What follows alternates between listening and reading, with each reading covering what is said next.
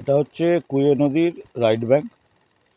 আপনারা জানেন যে বিগত জুন মাসের মাঝামাঝি থেকেই ক্রমাগত বৃষ্টি হয়ে যাচ্ছে এবং সেই সারা বীরভূম জেলায় অধিক বৃষ্টি এবং এই কুয়ে নদীর জল যেটা আসে সেটা হচ্ছে কোপাই এবং বক্রেশ্বর থেকে, তার ক্যাচমেন্টটা হচ্ছে কিছুটা পোর্শন ঝাড়খণ্ডের দিক থেকেও আসে এসে জলটা।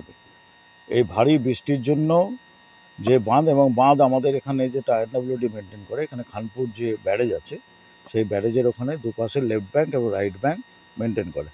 অ্যারাউন্ড ওটা 10 কিলোমিটার, এদিকে 1.8 কিলোমিটার।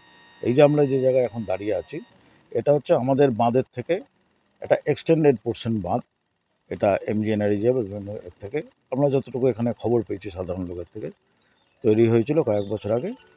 তো আমাদের যে বাঁধ অরিজিনাল যে বাঁধ আছে তাতে এই দেড় মাস প্রায় 2 মাস হতে চললো, সেই বাঁধের আমরা মেরামতি পুরোভাবে করেছি। সেই বাঁধের এত জল যাওয়া সত্ত্বেও সেই বাঁধগুলোর এখনও অবধি সেরকম কোনো ক্ষয়ক্ষতি হয়নি। কিছু সিপেজ ঘোগ এগুলো নমিনাল ড্যামেজ হতে থাকছে এর মধ্যে, মাস দেড়েক মধ্যে আমরা কিন্তু টাইমলি সেগুলোকে কন্টিনিউয়াস মেনটেন করে যাচ্ছি। আর এই বাঁধের যে লোকেশন রয়েছে, নদীটা এসে এখানে এসেই লাঘাটা যে বিল আপনারা সামনে দেখতে পাচ্ছেন, এই বিলের মধ্যে এসে পড়ে। জাস্ট বিলের এন্ডের জায়গায় এই বাঁধটা তবু আমরা দেখে গেলাম যে এই বাঁধটার যাতে করে মেরামতি কিভাবে করা যায়, যেহেতু এখানে বিলে এসে পড়েছে। যতক্ষণ না বিলের জলটা কমছে ততক্ষণ নদীর জলটাও কমবে না।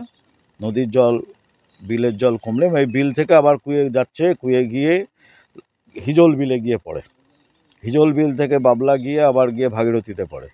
যেহেতু প্রতিটা নদীতে ক্রমাগত জল বেড়ে যাচ্ছে সেই জন্য জল কমতেও চাইছে না এবং এই পরিস্থিতির মধ্যে আমরা কাজ করছি। আমরা চেষ্টা করছি যে কিভাবে, এবং এখানে এখানে একটা গ্রাম ছিল, 3টে পরিবার যে নিচু এরিয়ায় ছিল তাদেরকে ব্লক থেকে শিফট করা হয়েছে। আমাদের ব্লক, জেলা প্রশাসন এবং এখানে যারা পলিটিক্যাল রিপ্রেজেন্ট সবার সঙ্গে ক্রমাগত যোগাযোগ এই 2 মাস ধরেই চলছে এবং সেই মতো ব্যবস্থা নেওয়া হচ্ছে। জলের তলে এখানে কোনো গ্রাম নয়, জলের তলে যে গ্রাম, একটা গ্রামের 3টে বাড়ি ছিল, সেটা সেই বাড়িটা একটু নিচু এলাকায় বলে সেই বাড়ির 3টেরই ফ্যামিলিকে শিফট করা হয়েছে। আমি সুপারিনটেন্ডেন্ট ইঞ্জিনিয়ার, মৌরাক্ষী ক্যানেল সার্কেল। সমস্যা গ্রামবাসীরা অভিযোগ করছে যে দীর্ঘদিন ধরে বাঁধ সংস্কার করা হয়নি।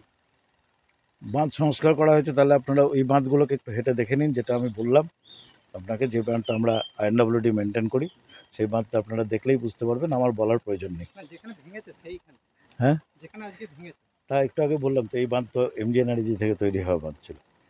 কনসার্ন দপ্তর বলতে পারবে সেটা। ওই গ্রামের ভেতরে জল হয়ে গেছে, মাঠের ক্ষতি হইলো, ভাঙন তো বিরাট হয়ে গেছে, সেই এমন হয়ে গেছে। ওনারা সব এসেছেন, ওটা দেখলি বুঝতে পারবেন কি হয়েছে। কোথায় হয়েছে? ওটা আমাদের এই বাঁধের শেষে হয়েছে। কোন গ্রাম? কোন গ্রাম আমাদের মৌজার মধ্যে একটু ছিঁড়ে পড়ছে, ওটা বেলবুনি মৌজা পড়ছে। আর ওই জামনা, বেলবুনি এবং তারপরে জয়চন্দ্রপুর, হরিপুর, চতুর্ভুজপুর এইসব পড়ছে। এই যে হয়েছে এর জন্য কি কোনো ক্ষয়ক্ষতি হবে? ক্ষয়ক্ষতি তো হবেই, ক্ষয়ক্ষতি না হয় একটা ভাঙনের উপরে নির্ভর, বিশাল ভাঙন হয়ে গেছে। সে দেখা চলছে না, ওখানে যাবার কোনো বাগ নাই। গ্রামে কি আদৌ জল ঢুকছে? হ্যাঁ, গ্রামে জল, চারদিকে জলমগ্ন।